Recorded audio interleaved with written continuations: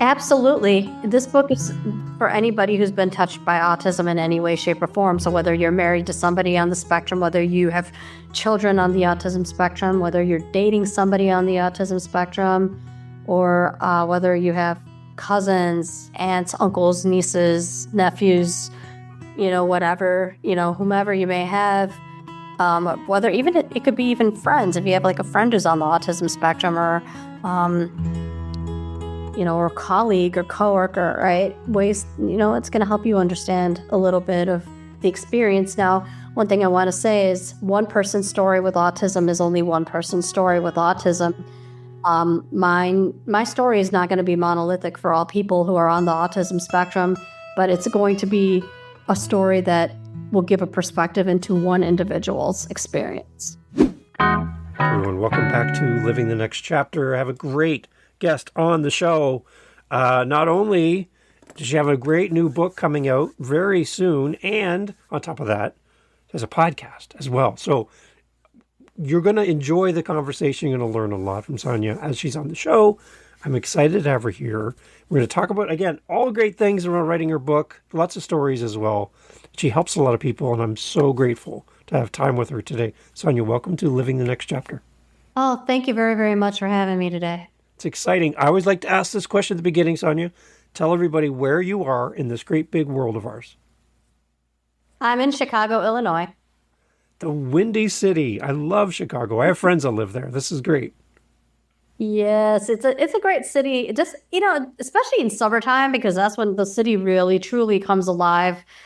Street fest, music fests, concerts, sporting events. I mean, even though there are sporting events in the fall, obviously with football and, other, fall, winter, going even into winter sports as well. But it's just the summer. There's something about it. It just takes on its own life of its own. Chicago becomes it takes on its own life. It metamorphs into something just magical in the summertime. But fall is definitely my favorite season of all time. So there you go. Good. Awesome. Yeah, I love the waterfront. I love the downtown area, and I love just all of that. I've never been there, but through my friends, I've had virtual tours, and through their pictures and their videos, I get to live that. But I'd love to go there sometime. You got to come visit sometime. There you go. We'll have to do that. There's somebody that there's two people we both know very well, and the fact that we both know these people make me feel like I know you. And those are two people. There's Dominic Damasky and Wow. Julie as well. These two people are just the two nicest people I've ever met. Can you tell They're us? such a dynamic force. They really are. Right? So for those people who don't know who Dominic and Julie are, can you tell people how great these people are? Come on. Okay, so Dominic Domansky, he is the owner of his publishing company called Motivation Champs, and he helps people who are publishing books that are one of inspiration and people's memoirs that provide that. And Dominic is one of the most genuine people I've ever met. When he says he's going to be there for somebody, he will deliver. He's not one of those, because there's many people out there that you will meet, right? So I met both Dominic and Julie. Julie I've known since 2020. I met her on a virtual meetup, and that was when the shutdown happened during COVID. And Julie started hosting every week a meetup, which she called the Squad. So I got to know Julie that way first. So I met her in real life in 2021 when she did a retreat in Door County. And Julie is also the nicest person anyone would ever meet. But Dominic, I'll say this, he's one of those guys that truly will stick to his word, as does Julie. Because a lot of people at this conference that I went to at CreatorCon, there are a lot of amazing individuals that showed up, and it's happening again in 2025 in February in Chicago at the Intercontinental Hotel. And I will be speaking at that conference, and I will be promoting my book there. But one thing I will say is, what really sets Julie and Dominic apart is their genuine hearts. Because a lot of people go to conferences and can talk up a good game. These people walk the walk, talk the talk. It's not just one and not the other. It's hand in hand. Yeah. There's just something special about the two of them they serve their community really well. I've been in Julie's podcasting meetups that she's been doing in the past. Sure. There's something special about her. I don't know. I can't put my finger on it. She's just a very kind, loving person. And she really cares about her community and everybody that she talks to. She treats them like stars. She really does. She makes you feel like you're a celebrity. Yeah. And anybody can go to her and feel like they're special after. And she's actually working with me now on rebranding my website. And, it's just a dynamic force with also Lauren now. Yeah. Yeah. And, it's just, between Dominic, Julie, and Lauren, those three are just a powerhouse in and of itself, that they are, if you are blessed to work with any of them, you are going to feel incredible and amazed and see results of what you want. Yeah. I really believe this. I love having good people in your corner that support you and help you on your journey. Now, your journey includes your book. Your journey also includes your podcast. I know that people that listen to this show are always looking for their next podcast to fall in love with or to share with their friends and family. Can you tell us, Sonia, about your podcast? Let's talk about that for a little bit. Sure. So I have a podcast called On the Spectrum with Sonia. It discusses autism spectrum, mental health, and anybody who has a inspirational story to share. The whole goal is to leave people feeling full of hope, encouragement, love, and connection, especially in a world where that people are constantly being, where the universe tries to constantly disconnect people. My show just wants to reverse that effect and have people feel even more connected and more better together than ever. Okay. So it's based on guest interviews too then and your own stuff?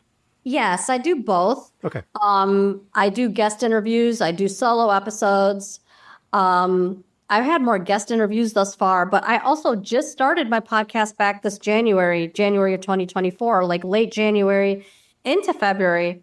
And by the time I went to that Creative Con conference in 2024, this past February rather, I already had maybe like a couple shows under my belt at that time. But then ever since I went to that conference, it only catapulted into more. Nice. Excellent. So tell us a little bit of your journey too, Sonia. Tell us why did you create the podcast and kind of who's your audience for this? So I created this podcast. Well, number one, I've always dreamt of being a journalist, actually. I'm a therapist by profession, and I've always dreamt of being on TV and being one of those news anchors, kind of like how you see on your morning breakfast shows. And I always loved that idea of interviewing and hearing people's stories, and that's part of my passion and what I love to do. And number two, I am on the autism spectrum, high functioning, or I should say needing less support.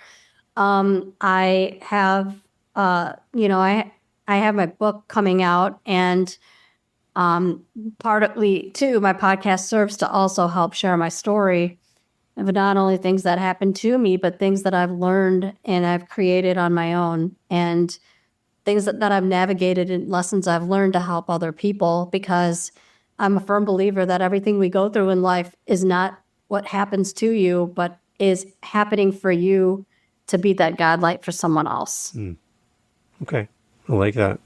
So you're enjoying the podcast journey? Is it fun for you? Oh, I love it. Yeah. One thing I will say is it's hard not to get caught up in the comparison game, even though I tell people constantly, please don't get caught up in the comparison game because it only robs you of joy. Right. It is hard not to, see other people with their podcasts getting all this buzz and all these followers and getting, hundreds and hundreds and hundreds of downloads per episode.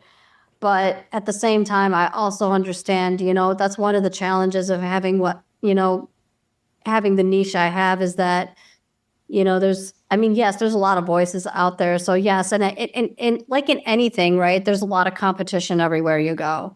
But the key is to keep coming back and being consistent, because anything you do with passion and consistency will pay off at the end. And it doesn't matter what it is, whether it's a professional job, whether it's sports, whether it's music or theater or entertainment, whatever it is that you do, that's what's going to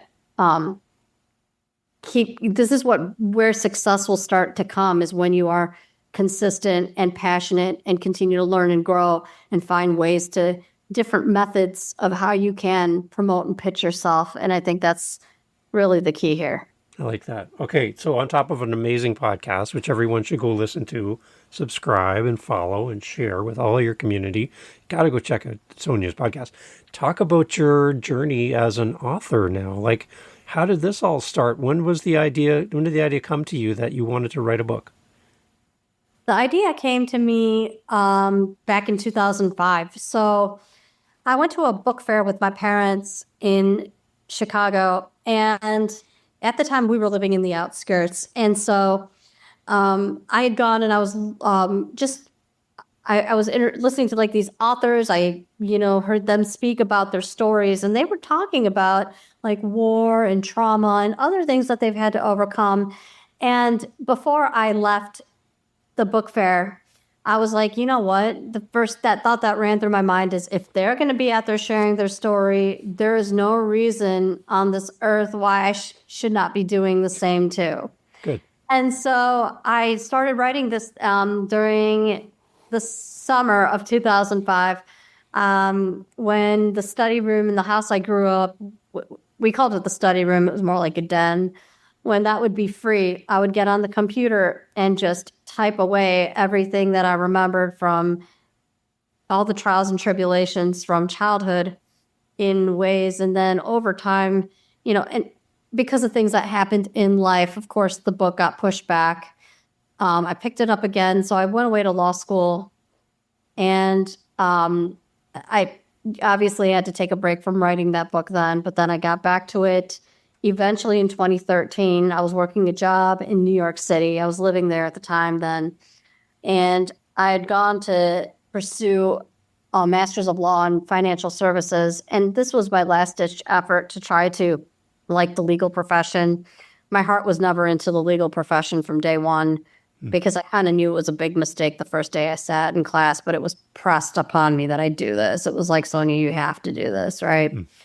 And I discussed this in the book as well. A lot of this was also a skewed vision that I had about myself of, you know what, if I get an accolade and a title, finally people will like me, and finally I'll get all these friends and connections. But life doesn't work that way, because people don't like someone based only on their title or, alone. It's about the person. And I just feel like, so even then in 2013, I'm like, I really want to get this out. And then I got introduced to this one lady who was supposedly an editor and a ghostwriter, and she had a business, but then it didn't work out because she didn't really perform or deliver for me much, and by the time that the shutdown happened with COVID, because we used to work through Zoom and all that, by then, and everything was online at that point. Everyone was working from home.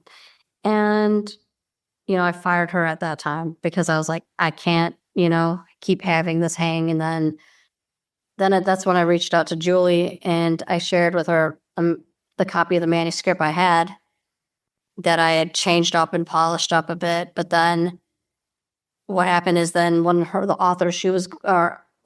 the people that she was going to have work on my book had to pull out because of health reasons, and was upfront and honest about it. So then I actually found somebody else on my own who I reached out to, and I was like, hey, do you do any book editing? Because she's written a book and she was coming on my Instagram reels.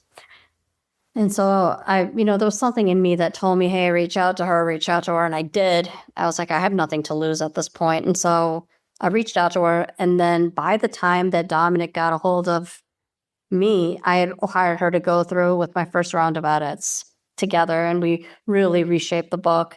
Then I gave it to Dominic after. And then Dominic then went through it with me a second time and re-refined it and combed up things even more. Now it's with the in-house editor he has. We selected the book cover, and it's coming out. And I think the reason why I wanted to share my story is because I wanted to, first and foremost, give a voice to people who, especially in the South Asian community, who feel like they don't have one to speak up about their mental health. And my book is also to help people you know, feel inspired and empowered and not alone, because there are a lot of people, and whether you've been on the spectrum or not, anybody who's been outed, anybody who's been bullied, and I do I do share stories about individuals in my life whom I should have felt supported and protected by, who also were taking the knife and jabbing at me, right? Like, metaphorically here, but, just in a way that it was very, there was just like the book entails a lot of rejection, feelings of loneliness, bullying by both professionals, peers. And the thing is, what people don't understand, a lot of people think when you're on the autism spectrum, once you become an adult, things get better for you. Truth of the matter is, when you're on the spectrum, things don't get better for you necessarily. You get better at learning how to navigate things. That's the only thing that changes, because life teaches you. So my book talks about things I've overcome and ways I've learned how to empower myself, and how I went from being outcasted to now a thriving individual. And for me, my greatest satisfaction is, letting people know that they're not alone, and helping others, especially those in professions that should have known better on how to treat someone on the spectrum. Mm-hmm. Even if you didn't have the knowledge or education, there are certain things that were done that I think any human of reasonable, sound mind would have known not to do. Yeah. Would your book be a good book for an ally for someone who's on the spectrum? So I'm thinking of an extended family member like myself with my niece, or a parent who's navigating a child on the autism spectrum that they don't know what they don't know, and they can learn from your book. Is it also going to be good for that reader as well? Absolutely. This book is for anybody who's been touched by autism in any way, shape, or form. So whether you're married to somebody on the spectrum, whether you have children on the autism spectrum, whether you're dating somebody on the autism spectrum, or whether you have cousins, aunts, uncles, nieces, nephews, whatever, whomever you may have, whether even it could be even friends. If you have like a friend who's on the autism spectrum, or or a colleague or coworker, right? Ways, it's going to help you understand a little bit of the experience. Now, one thing I want to say is, one person's story with autism is only one person's story with autism. Yeah. My story is not going to be monolithic for all people who are on the autism spectrum, but it's going to be a story that will give a perspective into one individual's experience. Yeah. I was talking to another author who wrote around autism, and they said they didn't consider autism to be a disability. They considered autism to be a different ability. Mm-hmm. And I'm like, well, that's interesting. I like that perspective, that their abilities were just different than compared to someone else. And I'm like, so embracing your difference and knowing who you are and how you see life and how you process life was different for them. And that's what they embraced. And I'm like, that's a great perspective.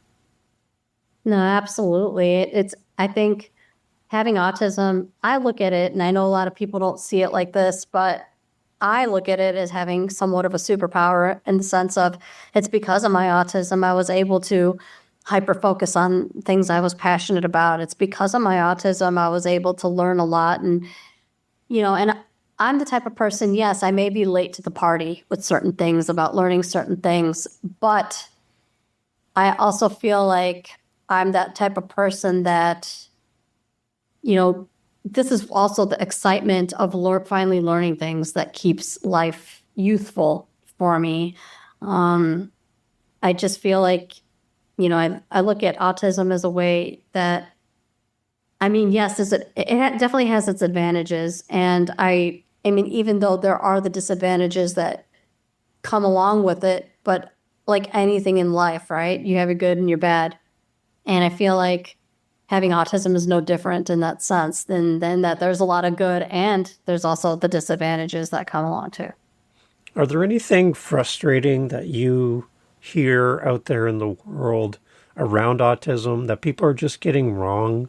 People don't understand autism, And they say these things, and to you, you're like, that's not always correct. I don't agree with that. Is there anything like that you hear out there? Absolutely. I get told all the time, well, you don't look autistic, or people, even though they may mean well, but they're like, yeah, but you're more higher functioning than people who don't have autism.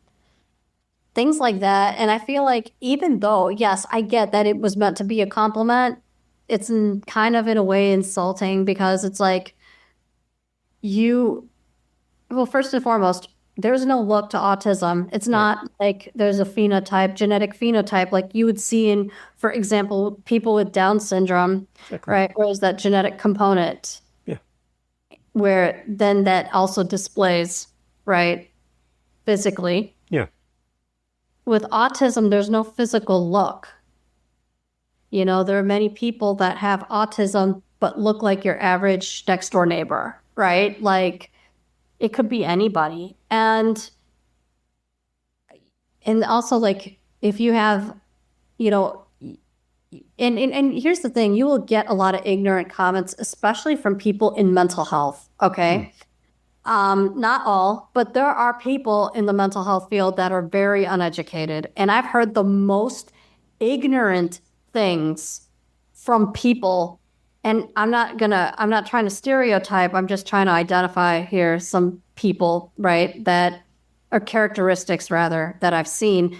I'm not stereotyping, because not all people with this kind of degree act like this, but a lot of people with PhDs. I've come across them say the most ignorant and most outlandish crap I've ever heard. And it pisses me the hell off, because it's so negligent to have that kind of degree and be called doctor and earn that title for yourself, but talk like you know nothing and make comments outlandishly without having your proper facts in order.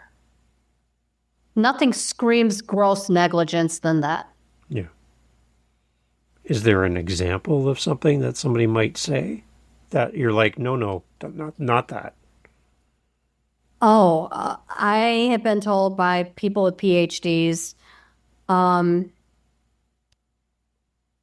people with Asperger, what was formerly known as Asperger's. People don't use that term anymore. Yeah. People don't look like you. That's one. Yeah. Others I've heard where everything has to be perfect about you when you're on the autism spectrum in terms of physicality, in order to get knocks at your door for people to want to get with you physically or intimately. That was another one I've heard from someone who has a PhD. He said, because a lot of times people with Asperger also have an underlying mood component, a comorbid mood component. And so when he was talking to me about, because I used to go see this person, he used to say, when you're on the autism spectrum, everything, and because of the mood disorder too, everything has to be perfect in terms of body. And he would go on to say about how he had clients who were single just because they would not date somebody who was 5 pounds overweight, until one day I had it with them. I said, have you ever thought that maybe these clients are single because women themselves have picked up on these kinds of men you're talking about and are like, no? And I even put this in my book. I said, and this is the thought I had, pigs are for eating, not for dating. And I put this in my book as well in that chapter. And where I talked about this person and I talked about these sessions. And I'm going to say, like, just some of the things. Another thing too. Oh, you make eye contact. You can socialize with people now. You can't have autism anymore. That's not the case. It's like saying, oh, you can run a marathon. You must not have diabetes. Okay, just think about how absurd and outlandish that sounds. Yeah. I mean, it doesn't make sense. Like, just that thing, it's, and everybody gets all so worked up about when autism started becoming so talked about, more diagnosed. Everybody tried to blame vaccinations for it. Yeah. Right? When it's really the development in the brain. Our brains are wired differently. Right. Yeah. And that's the one thing I see in my family with my niece. She is like, she can sit down at a piano and play anything. Like, and it's like she wrote it. Like, I'm just like, how do you know how to do that? You're so young. Like, I sit down and I plink away and I think I'm relatively good. And then as soon as she comes in, I'm like, nope. She she's just amazing. And she has this gift. And to her, it's like, it's a throwaway gift. It's like, it's just natural that this is her thing. But that's something where she excels. And then there's other elements where she really struggles just to do daily things where she's really trying hard, but then gets frustrated at someone else who's good at something that she's not. Just like I might be looking at her musical ability and I might get frustrated. So she's great at one thing, excels there, and then there's something else that she really has to work hard at. So I think that's something that we all have in common. It's just, I guess, the scale of that, maybe, that we deal with. Right. And and that's the thing too. What looks like what are gifts for people with autism? Everybody, that's another misconception that everybody's a genius and a savant in terms of, they think of that in terms of Rain Man. When truth of the matter is that's not how it is for everybody. Like anybody else, we all have our strengths and our weaknesses. And so like your niece, she's very gifted at music, and that's so awesome that she can play the piano and really just, if I probably told her, hey, can you play a Fur Elise? She probably could knock it out in a second for me, But I think, but that's the thing. What it looks like for everyone's different. And sure, the scale of how people, what their strengths and weaknesses are, everybody faces, right? That's where we can share things in common is that we have our strengths and weaknesses. The thing that is different with somebody on the autism spectrum is navigating that maze of, okay, the weaknesses you're facing, understanding how that's coming across to others, but then also what is it about others that they have? It very much feels like this, okay? And this is how, my book is called Dropped in a Maze. And I preface this book, the beginning introduction is about being blindfolded in a maze. And everybody's in the maze together, but everybody doesn't have a blindfold on them. You do. Nobody else does. And that's what being on the autism spectrum is like, because you're always wondering, what am I lacking? What's wrong with me? What do these people have that I don't have? Right? And I think that it's all about that. I think the perception of, it's like being denied something. And one of the struggles that people have with autism too is that, not only do they not understand that piece, it's also, people tell them things all the time on what people think they should do to fix it, and they're doing what they can do. But that's not necessarily the easy fix that's going to get them that either. Okay. Yeah. So the one thing that I kind of been wrestling with too, and I've had conversation with people around this is, let's say, for example, you see someone get out of their car and they have crutches, and you can tell that maybe they have hurt their foot or their ankle, and you can see them with their crutches and they're trying to work their way towards the store and they're struggling. They're learning how to use these crutches. It's obvious to you as you see them, this person might need some help maybe, because you visually can see that they're dealing with something physically. I think that that's something where we can go up. We can say, can I hold the door for you? Because we can identify that there's something about this person that might need some help. But I think that there's so many people in our world, Sonia, that we have no idea as we pass them on the street, as we sit next to them at work or on the bus, that because they don't have crutches and maybe a sore foot or an ankle, we don't see or are unaware of all the different things that people have in their lives that they're working through and living with and dealing with, because it's not visible. It's not something that you can say, that person might need some help, or I need to be kind to that person or have patience with that person. And I think that that's one thing that we could all do better as humans, is to understand that we don't just give our attention to somebody with a visible thing they're dealing with, say like a broken foot, where we can see that they're struggling or they may need some help. We all need help in different ways, right? And that if we can just be more aware of how we can be kinder to each other in our day-to-day as we do life, and give people more space and more attention and love and grace, I think that we could all be better. Because I think we're all kind of, in some cases, dealing with something that people aren't aware of. And that whole mental health piece of it, that's one thing that I think many people are struggling with today.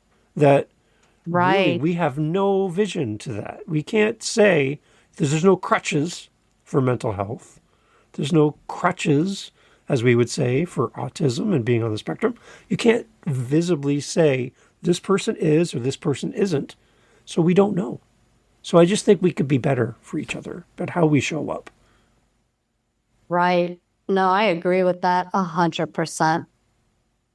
So how do we become a better ally in our lives?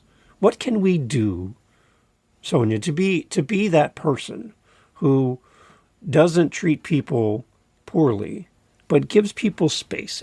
Can you give us some perspective on how we can be better people? When people are open and vulnerable with you, one of the things I'm thinking right off the bat is don't try to come up with easy, quick fixes right away, right? So if somebody's feeling bad about, let's say, never having been in a relationship before, okay? A lot of times people will try to put a quick fix like, okay, you just need to love yourself. You just need to, like that's a common one you get a lot of is, and even though it's true, and I'm not saying that this is not valid, it's very valid. We all should be loving ourselves. And people on the autism spectrum are loving themselves the best they can. But wanting to have a relationship and be with somebody is a natural human want. And a lot of times people try to do quick fixes and it's kind of like, they want to put you down for wanting that, and people are quick to judge, right? A lot of times, especially if somebody has not hit milestones with something, right? In terms of relationships, in terms of certain societal expectations, they try to force feed their way to helping. A lot of times what a person needs is just some compassion, some understanding in a safe space. This is why a lot of people don't come out and talk easily, right? Or it's harder to be vulnerable and even come out and say you're on the autism spectrum because of the kind of blowback you get. Right. It's like people want to punish you for even saying that. It's like as if you said something like horribly wrong or, as if you maybe used some offensive slur or something like that. They look at you like they treat you like, oh my God, you said something horrible. You need to be punished kind of thing in a different way.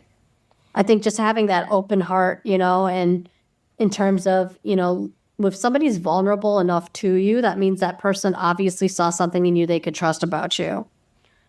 And acknowledge that as a gift that you have, in yourself, that you are that compassionate person. So therefore use that gift, that you have.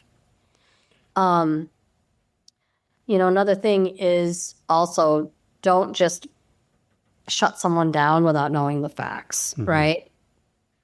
It's, I just feel like that a lot of people now, it's become this Olympics of who suffered more and who deserves a lot more, I guess, attention or who deserves like more empathy than another, right? So if you fall into a certain group of kinds of people that unfortunately, society has created a hierarchy of even that now.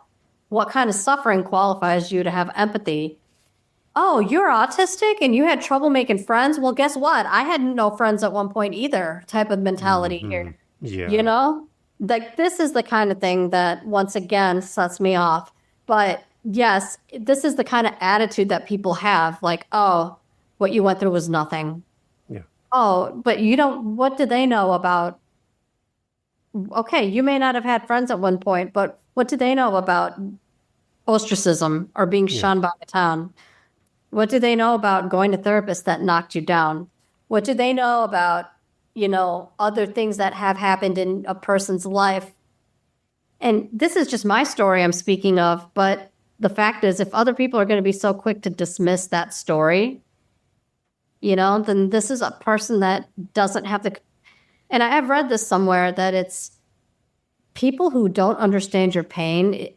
It's because your level of pain is beyond what they can comprehend. Right. Right? Yeah. And it just goes to show me it's not about the person being shut down. It's about the person doing the shutting down. Right? And in a way, they should be so blessed that they can't comprehend it. Yeah. Right? In a way, right? They can acknowledge that piece that at least you should be thankful you can't comprehend that. But I think just having that, creating that safe space, don't shut people down. Don't try so hard to come up with quick fixes, and even though cliched yet true, people already know this, and people want something. A lot of times people just want a listening ear, Yeah. People don't want, and understand that hurt is valid, Yeah. what people go through is valid. And if somebody is upset about rejections, if somebody is more sensitive about a certain thing in their life, whether it's rejections, whether it's friends not liking them anymore, or being left out of things, or being, being shunned out from something, right? Don't just look at it as, oh, get over it. Why the hell do you care? Type of mentality. Understand there's a deeper reason, and it's hitting something in them. Okay.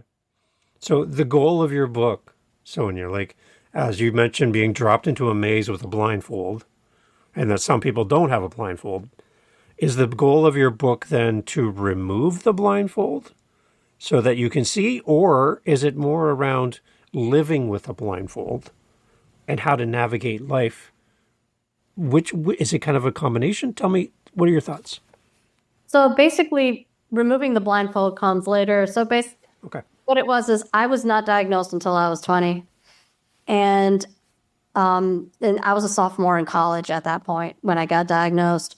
So the first 20 years of my life, I only was just, I was treated as like a learning disabled ADHD kid, starting it in elementary school.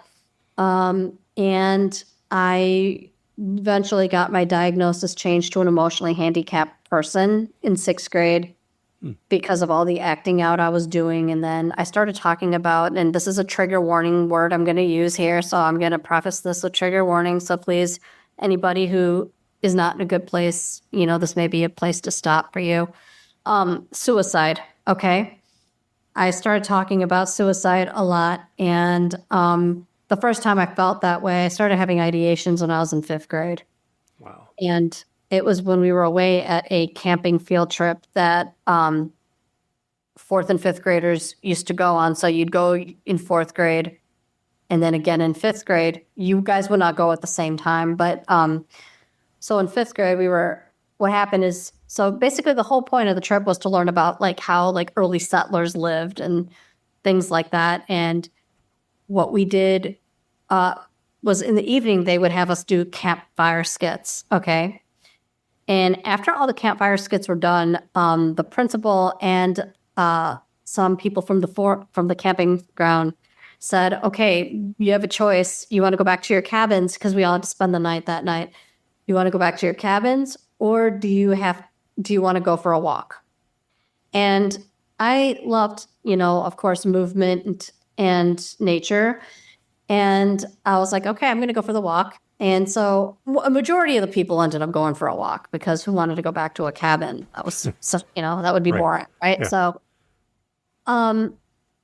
I remember I was going to, so I was walking by myself because at that point, people have already I was in fifth grade at that time, and people have already kind of given me the get away from us look because they had their own groups of friends. And I was just kind of, by myself, and I was kind of feeling frustrated. I was like, okay, everybody's with their own groups. I'm like walking by myself. And I was standing behind a guy I was crushing on at the time, and he was with his friends. So I just started expressing my disappointment out of nowhere. I was just like, I hate myself. And I screamed it loud enough. And then I heard it loud enough for him to turn around, and he goes, "Hey, Sonia, do you want to kill yourself?" I go, "Yeah." And I didn't think of it twice at the time. I didn't understand what that meant. And then I screamed, "I want to kill myself because that's how much I hate myself." And I said that out loud, and then more people heard it. And then one girl yelled, "Hey, can you just stop? Stop it now." And then I remember looking at the night sky, and it was a very lit sky. It had a full moon, it had stars.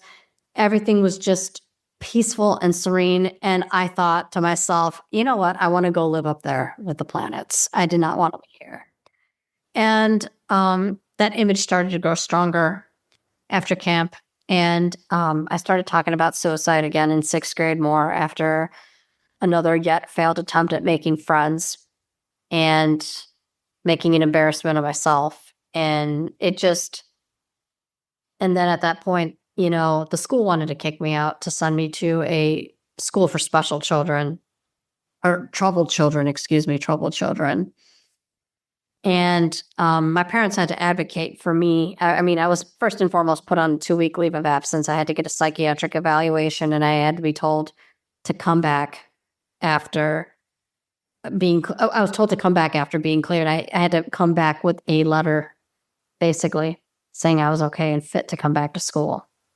And at that point, they were having meetings, and they told my parents that I was not their material. And at that point, in order for me to stay at that school, because the psychiatrist that they had hired at that time to medicate me, because he just thought I was a depressed kid, so he put me on these medicines. And he changed the medication to lithium, basically. I had to be on lithium. And part of the agreement of me staying at that school is I had to take lithium twice a day.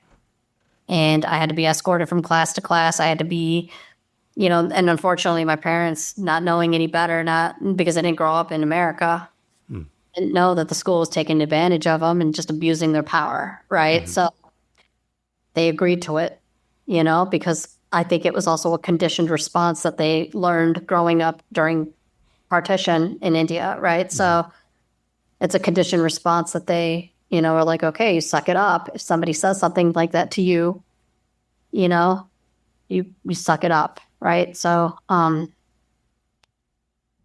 they just, I think that it's more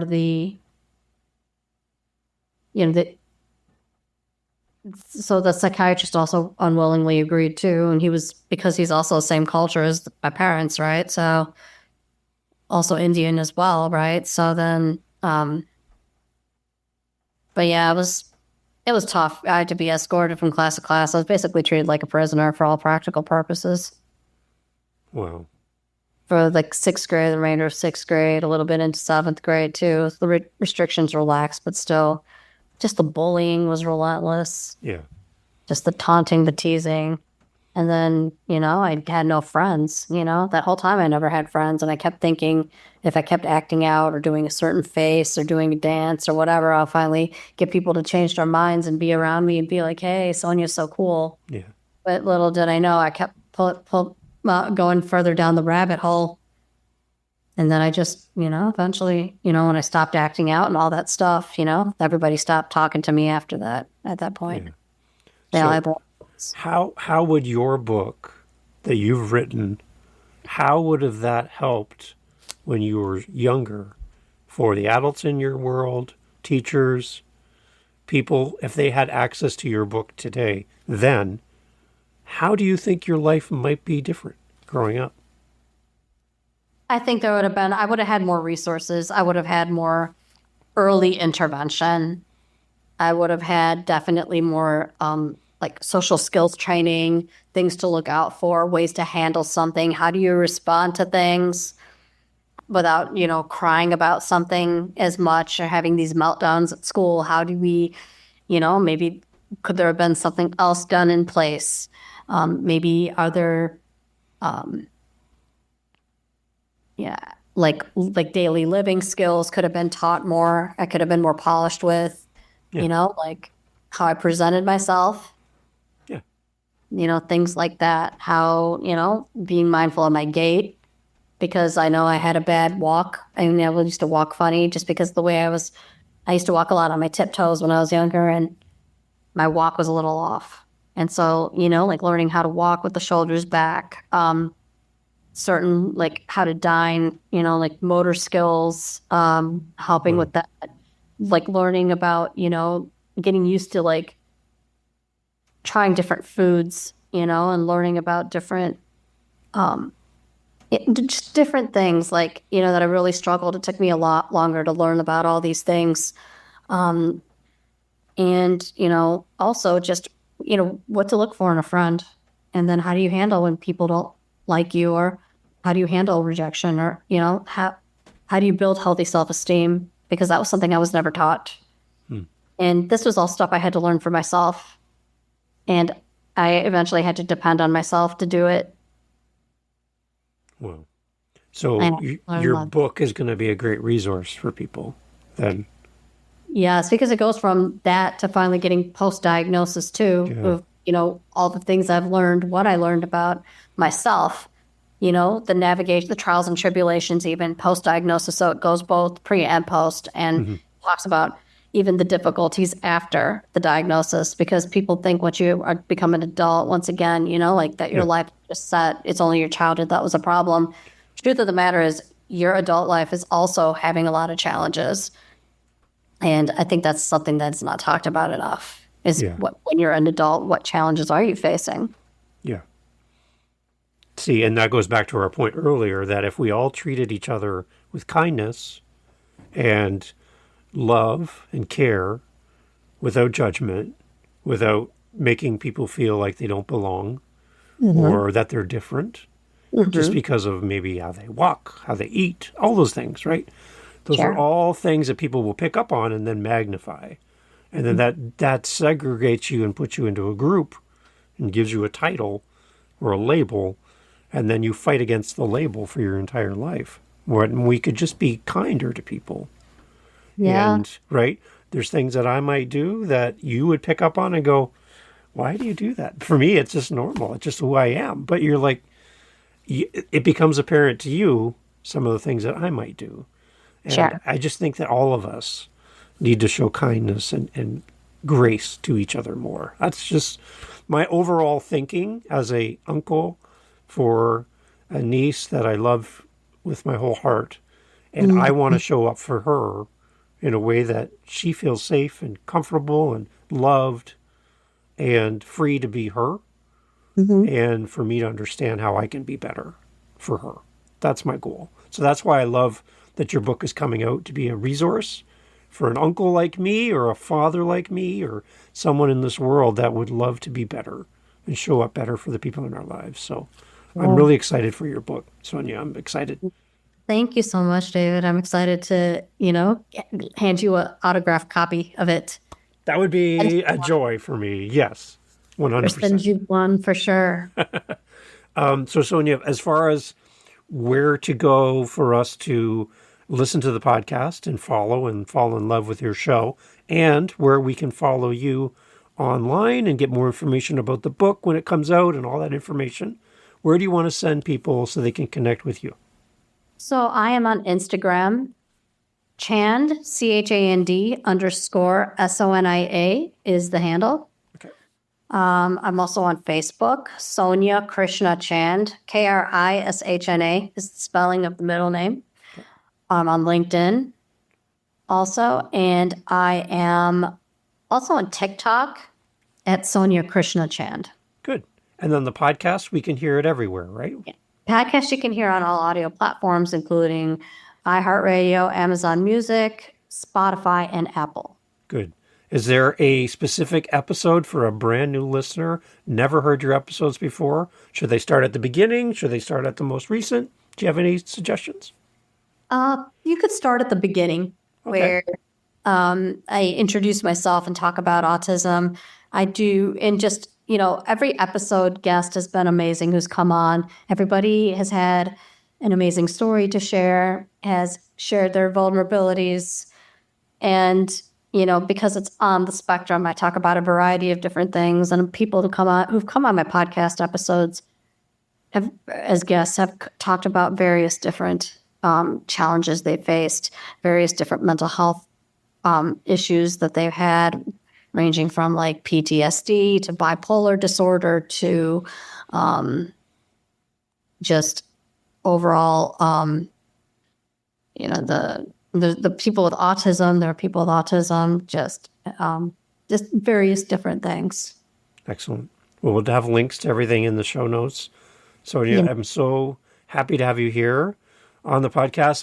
I'm so excited for you for the book, and congratulations in advance. I know you're going to reach a lot of people and help a lot of people through your book. So thank you for sharing your story with us. Thank you very much for having me on here today, David. Excellent. Everyone, all information as always in the show notes. Please, when you buy Sonia's book for yourself or for a family member, please leave an amazing review.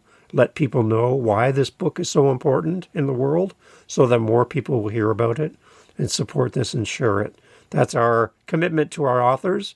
We'll always leave great reviews to help more people find your book, Sonia. So thank you. Thank you so much for doing this. Thank you very much. Hey, thanks for being here for the Living the Next Chapter podcast. So glad to have you as part of our family of listeners.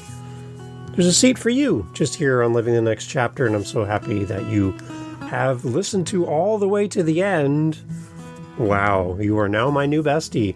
I want to let you know that I host 7 other podcasts on top of Living the Next Chapter. Yep, 8 total. One of them is called the How To Podcast series. If you are thinking, you know what, Dave, this podcast thing seems like a lot of fun. Well, I'll give you a secret. It is. It's a great, amazing, fun time where you can get to meet great people, get your word out there, promote your book, promote what your coaching program, whatever you're doing. Podcasting is great. And if you want to learn how to do this, what you're hearing right now, head over to howtopodcast.ca and look up the How to Podcast series on YouTube, whatever app you're listening on. You'll find me there. And I'd love for you to come listen to how to do this. And if you're interested and have questions on how to podcast, reach out to me at howtopodcast.ca. Thank you for listening. Talk soon.